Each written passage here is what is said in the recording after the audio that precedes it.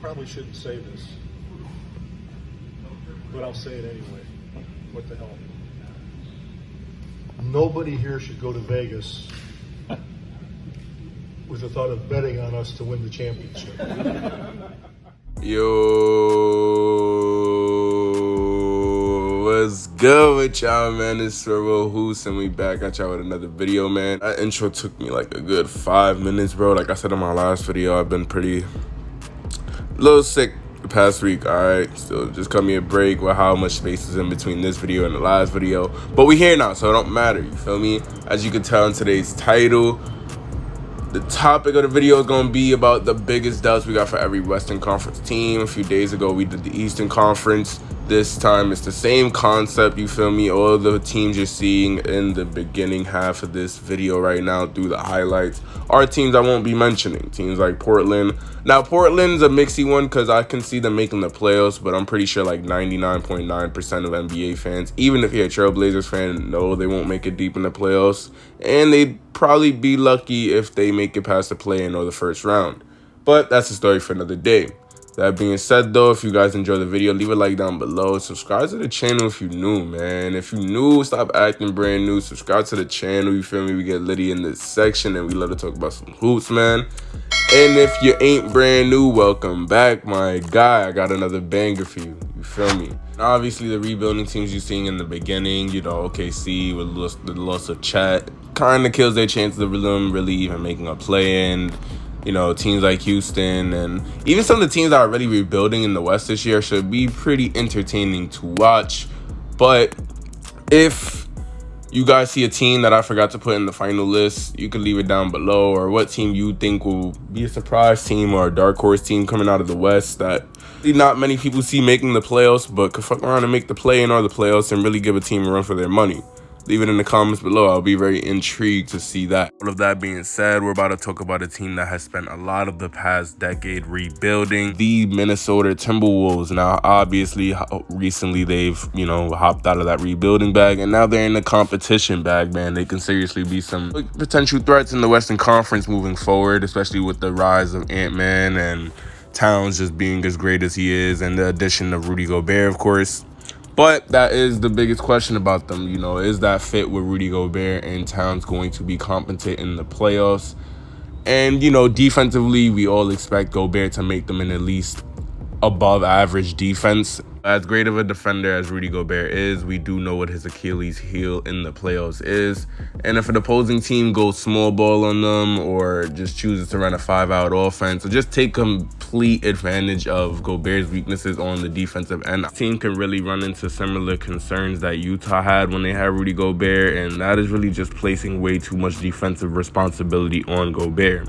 Now, again, I do believe him to make them a above average defensive team regardless. But in the playoffs especially, it do require a team effort on that end of the floor. Another concern that they could really have is D'Angelo Russell's health. Even when his days in Brooklyn, like, he's just been very injury prone. And last year, like I said in one of my previous videos, he's definitely brought that energy on the playmaking and the defensive end and just communicating. But at the same time, the best ability is the availability. And while D'Angelo Russell can definitely serve as a very good third scoring option for them and just a solid playmaker for them, they need him out there on the floor, you feel me? Another big one, and this will really make the difference whether they'll just be a good team in the West or a great team in the West, is really just having that go-to scorer and superstar. And a lot of people are putting their money on Anthony Edwards to become that for them, especially after his sophomore season, going into his third year, and already showing that he's built for big moments after his performance in last year's postseason. But a lot of this end of the rebuild for Minnesota, let's call it, really just rides on the fact of whether Edwards can become that two-way superstar that Minnesota fans hope for, especially if he grows on the defensive end. And if he can just semi-work on his consistency on the offensive end in terms of his shooting splits. Edwards is already becoming one of the better scorers in the league, especially around the basket. But especially if he grows on the defensive end, he can definitely transcend into being one of the better players in the league. Oh yeah, and I almost forgot to mention Towns being trash in the playoffs, so just very inconsistent. It's definitely going to have to stop. I mean, he's not going to be getting in as much foul trouble in the playoffs, I would assume, especially with them picking up Rudy. But He's disappearing acts he be doing in the playoffs, bro. He got to tee up and be more consistent in the postseason. Next up, we got another young team that could serve as some potential threats in the West for upcoming years, and that is the New Orleans Pelicans. Coincidentally enough, they're coming out of their rebuilding phase as well, and their rebuild has been based around their star player, Zion Williamson. Now, as most of us know, they did manage to take the #1 seed Suns to 6 games, and that was without Zion being out due to injury and all this concern about his weight gain. And if you've seen him in some conferences and just some photos of recent, he has definitely got himself in better shape, but I still would say that a main concern is him remaining healthy. Now, we do know with his unique physical build that, a lot of questions with him coming into the NBA is whether his health would be able to remain consistent with that burst of athleticism, his quick first step. Due to his first 2 seasons already proving a lot of doubters right, it's a very big concern for the future of this franchise, you feel me? Now, that being said, while he was out, they did manage to put up a good fight against a very good Western Conference team with their improvements seen in BI, and then them trading for CJ McCollum, having Valanciunas as a great offensive centerpiece. But at the same time, man, I think another big concern for them going into this next season is really their defensive consistency. There's no one that's a really solid or standout defender on this roster outside of Herb Jones and Jose Alvarado, who are 2 of the younger recent pickups. And, when those 2 are on the floor, they do make this team an above average defense. But with that being said, they do have a lot to be desired in their improvements on the offensive side of the floor. But they're very quality role players who play their role very well. So I do believe they have the very good pieces to be a threat in the Western Conference as soon as next year. And if Zion comes back looking as healthy as we remembered him to be, man, and of course CJ remaining healthy, BI continuing to be one of the better top 20 to 30 players in the NBA, showing a massive improvement on the playmaking end of the floor. Offensively, I feel like they could be a top 5 offense, but defensively, especially with Zion being the liability he was on that end of the floor before going out last year, and alongside Ingram and Valanciunas being his front court partners and being neutral defenders at their position as well, is definitely something they would iron out before the early stages of the NBA playoffs, especially coming out of the West. Now, speaking of Minnesota in the earlier part of this video, we're going to talk about the team that took them out in the first round. The Memphis Grizzlies. I don't think there's any questions in terms of Ja's projection, how much of a star he's becoming in today's league.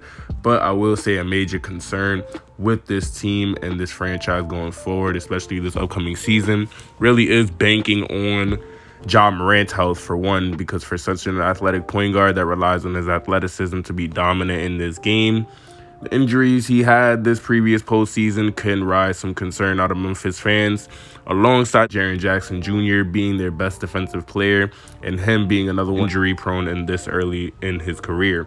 Now, without Jaren Jackson, I do believe they will be a playoff team, but do I believe they will be as dangerous threats in the Western Conference come postseason times without him?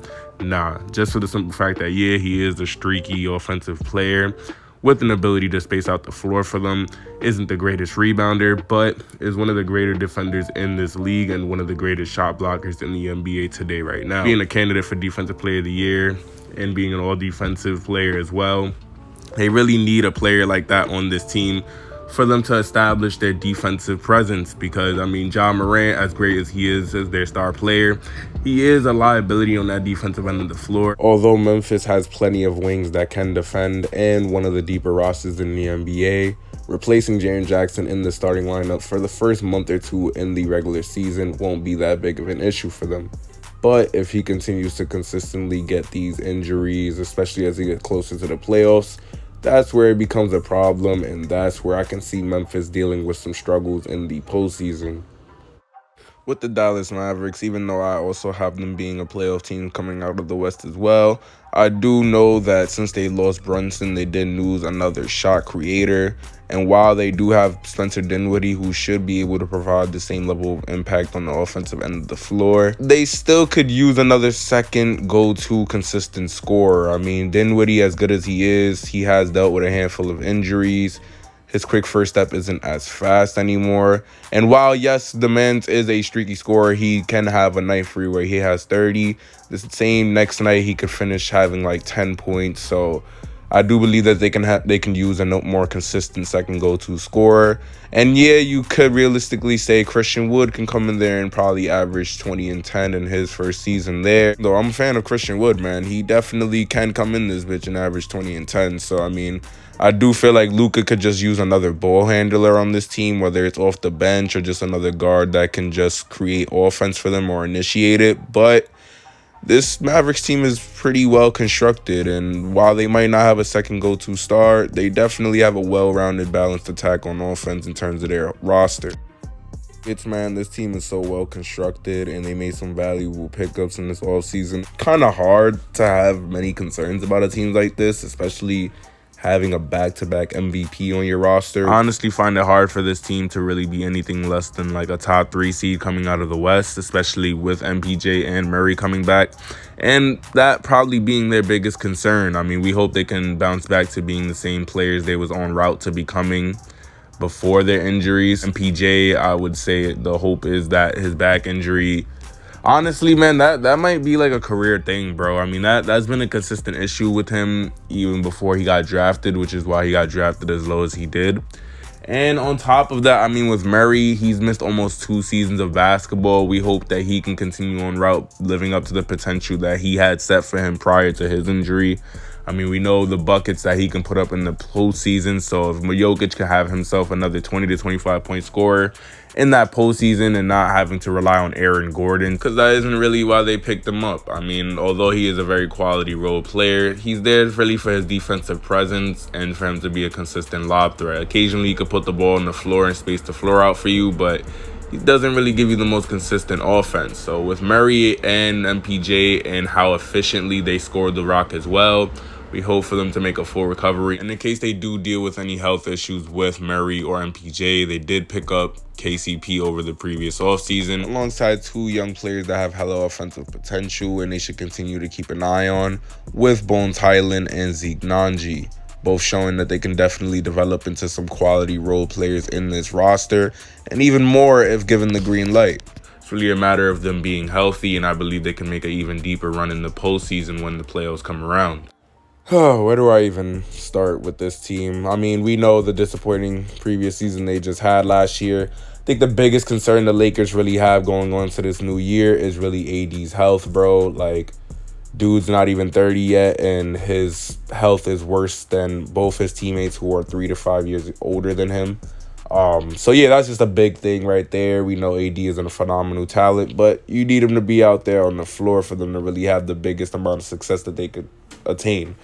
Then you have LeBron going into year 20, and even though he spent most of his career being Iron Man, since he's joined LA, he's dealt with a handful of nagging injuries, and it's hard to assume that he won't deal with something this next season coming up. So it's really a matter of how the Lakers will preserve his body going into this next season, and him averaging 30 won't probably be the best for his body to really be sustaining if they want to make a deep playoff run and have him, you know, semi be 100% for that. So his effort on the defensive end might be questionable at times this season. Same thing could be said for Westbrook, but Westbrook's a lot more durable in a sense where, you know, it's really a question of how his play style will adapt to this new system going into next season, especially with a new coach in Darvin Ham. And will he be getting on Westbrook for some boneheaded play? Will he fit with Beverly despite their history together? Can he become a competent floor spacer at times and play without the ball? You know, shit like that. And defensively, I mean, AD is really the anchor of that defense in all reality. And even though they picked up Beverly, it's really going to just ride on AD being healthy for how successful this Lakers season goes, to be honest.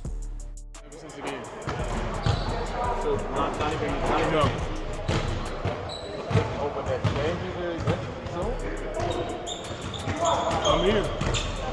You happy to be here, GA? Yeah, I'm alright. As you can see from that clip, when Ayton was asked about his relationship with Monty Williams, doesn't seem like the two are on the best of terms, and with Monty Williams having certain comments in the past of not being the most favorable of Ayton, let's be real, as his coach. That's just a rocky relationship in itself right there, especially if Ayton is someone that they plan on building around for years to come. And they just recently matched the offer that Indiana was about to give him when this nigga was about to leave the team. So that's something in itself. I mean, I don't feel like Ayton is happy with his usage on this team, and it does seem like the energy he was giving off of media day was just like this nonchalant, I don't really give a fuck about this organization, but I'm here. But if he's going into next season with more of a dominate type of mentality, I mean, we could see a new version of Ayton where he could be averaging 20 and 10, but we know CP3 handles the ball a lot, and despite his age and his health being a major question for this team as well, alongside the fact that he's still arguably the best passer in the league, the Phoenix Suns will just have an interesting task on their hands for this next season, balancing his pick and rolls and getting everyone else in the system involved offensively. And I mean, Ayton, getting his touches within the post alongside Devin Booker still getting his touches and continuing to be their #1 option going forward. And on the defensive end, while they have Mikal Bridges, who was a Defense Player of the Year candidate last year, bro, they're going to feel the loss of that Jay Crowder shit. I ain't going to lie, bro. They need somebody to fill out that 3-and-D spot, because while Mikal Bridges is one of the greater defenders in the league, he can't do it all for you. And with CP3 declining, man, you just need more role players that can give them more of that toughness on the perimeter when it comes to defense. The reigning champs themselves, Golden State, and a team that has potentially the brightest future in the NBA for at least the next 5 years. They got Jordan Poole, they got James Wiseman, they got Moses Moody, they got Jonathan Kuminga. And the reason their future looks so bright is because all of these young players are already key essential role pieces in their system now. So the biggest question for Golden State is really how these players end up developing. Will they become quality role pieces in their rotations, or will some of these players actually pop out and become some breakout stars in the next season? So I believe James Wiseman is a huge question mark for this team as well, in a way where he adds a new dynamic to this team, being a 7-footer that can set screens effectively and cut to the basket. Wiseman was one of the more athletic and mobile bigs coming out of his draft class, and a rookie with hella potential being drafted with the 2nd overall pick. You just hope that he can really just do those two things for you. Cut hard to the basket, set screens, rebound the ball at a decent rate, and to protect the rim. And I do believe that in a system like Golden State's, he'll be a pretty fundamentally sound player within the offense and the defense. He's already showing health concerns in his rookie season, so hopefully he can just remain healthy for them moving forward. Not to be a hype beast or anything, but he's already received high praise from Draymond for his breakout game this preseason in Japan. So hopefully he could just be continuing to be an integral piece to this team's system. And also, speaking of Draymond, as I'm recording this video, I did see something on Bleacher Report with a fight with him and Jordan Poole amid these contract extensions and just contract talks, with Poole and Wiggins heading into their contract year and Draymond having a player option after this following season, which he can choose to accept or decline. Warriors don't have much cap space to play with, so it is buzz in the locker room, I'm assuming, about who's coming and going on their roster. And Golden State's going to have to deal with that within these next 2 years, but hopefully the chemistry issues isn't too severe of a problem where it affects their on-court play. And specifically between Poole and Draymond, because this isn't the first time that we've seen them have a disagreement that went public. Next up, we got potentially the deepest roster in the NBA, and the NBA team with the highest championship ceiling, the Los Angeles Clippers. And their biggest concern, really, doesn't get bigger than this, is their health. And that being said, if you guys enjoyed the video, leave a like down below and subscribe to the channel if you're new, man. We love to talk about hoops, and it's been Swervo Hoops. We get litty in this section. And yeah, man, that was really it for the video, bro. Y'all be easy. Oh, and before I close out this video, leave a comment down below about who's your favorites coming out of the West and who you have as the finals prediction. I did put out the Eastern Conference version of this video about a week ago, so you could check that out if you like. And this is the Western Conference version. Also, leave your take down below on who you think I forgot outside of this list. If there's anybody you feel I'm wrong about, put them in the comments below. That being said, I'll catch you on the next video. Yeah, man, I'll holla at y'all.